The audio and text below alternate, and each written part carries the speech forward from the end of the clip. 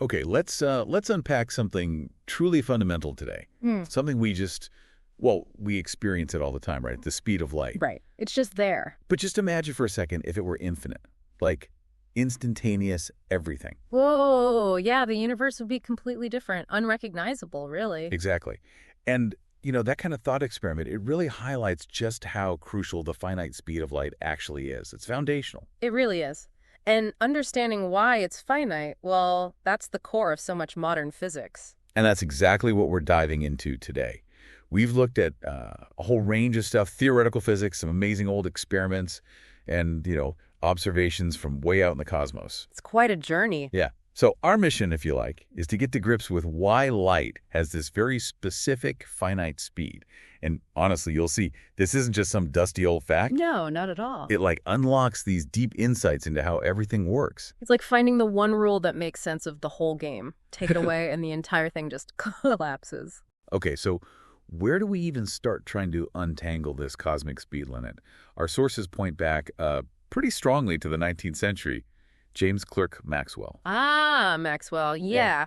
So the key thing is, when he was unifying electricity and magnetism, well, he basically found light hidden in his equations. He didn't set out to find it, did he? No, not directly.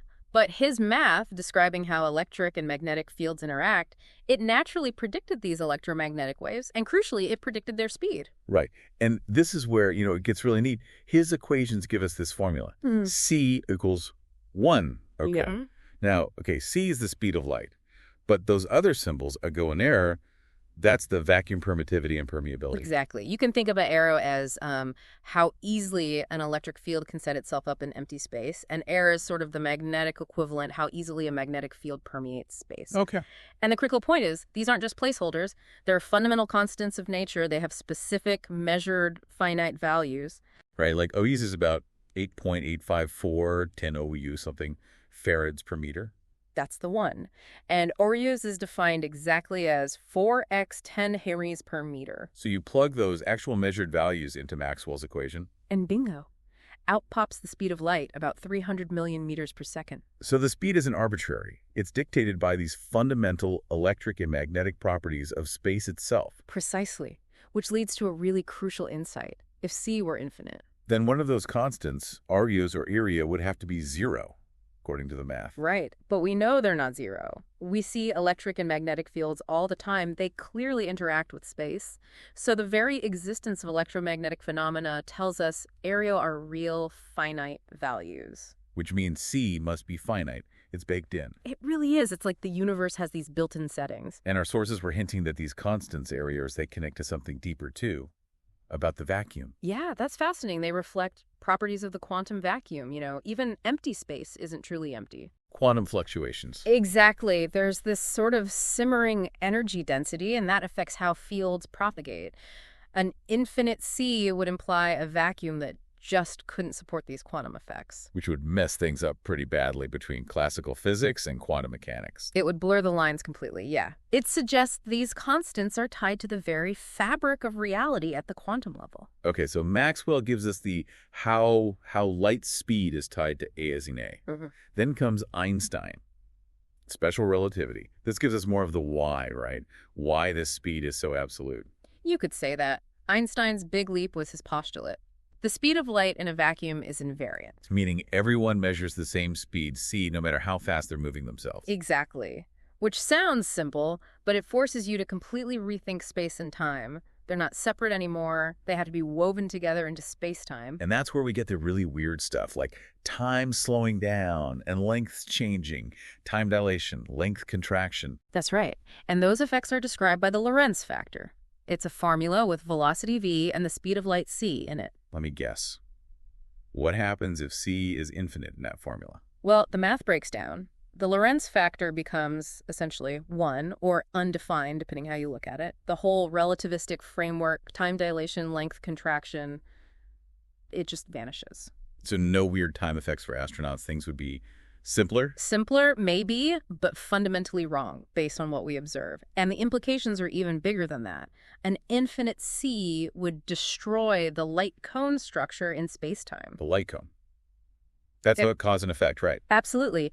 It enforces causality, the idea that a cause has to happen before its effect.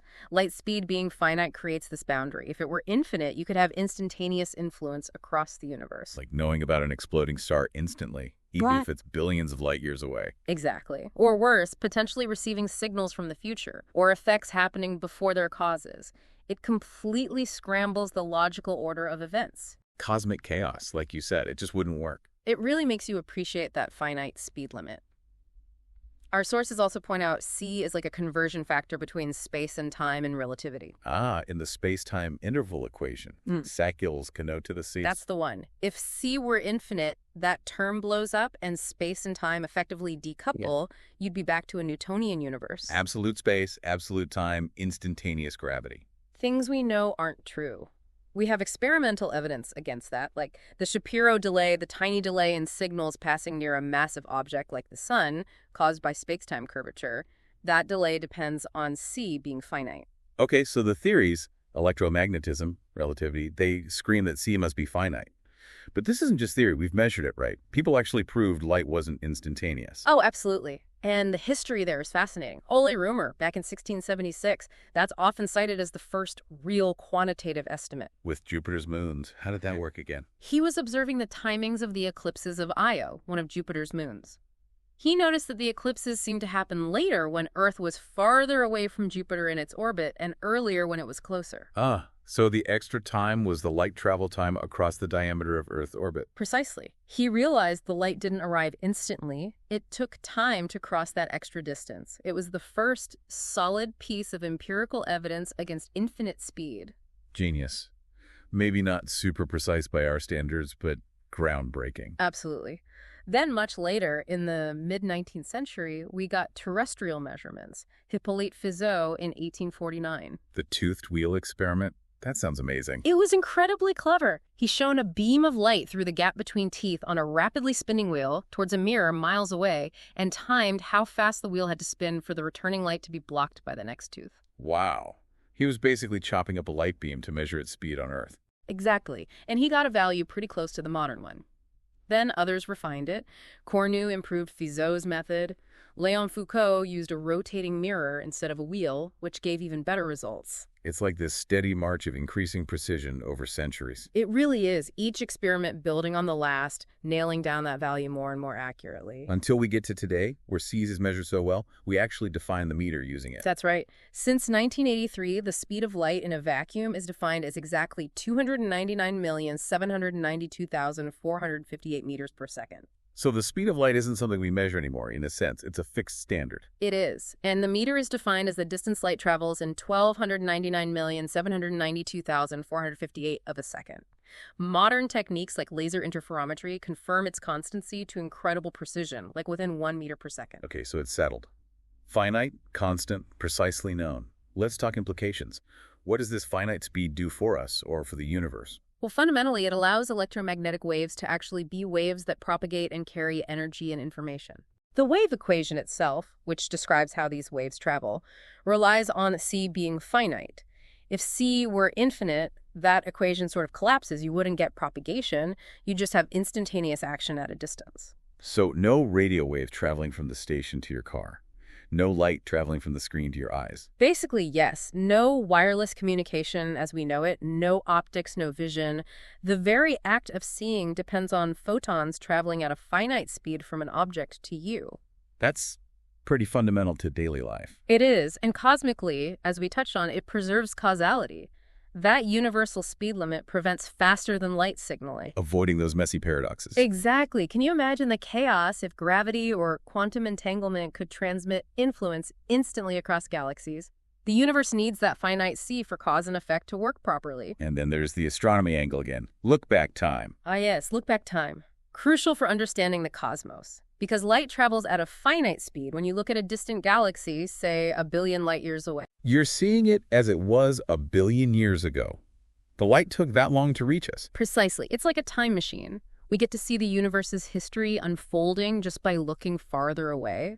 That's incredible. It gives the universe a historical depth. It does. An infinite c would mean we see everything now. A simultaneous, flat snapshot of the entire cosmos, which would be, well, vastly different and less informative, we wouldn't see cosmic evolution. And finally, what about E-Vensifat? Our sources mention that. Right. It's a bit complex to directly plug infinite C into it, but conceptually, the equation links mass and energy via C squared. If C were infinite, that relationship would be drastically altered. Potentially implying infinite energy changes for any mass change. It suggests a fundamentally unstable universe, yes. A universe where energy and matter couldn't interact in the stable, predictable ways they do in ours. It just wouldn't hold together. It really feels like this constant C isn't just one number, but it's like a linchpin holding so many different parts of physics together. That's a great way to put it. Its finiteness seems deeply woven into the fabric of reality. Electromagnetism, space-time, causality, energy mass.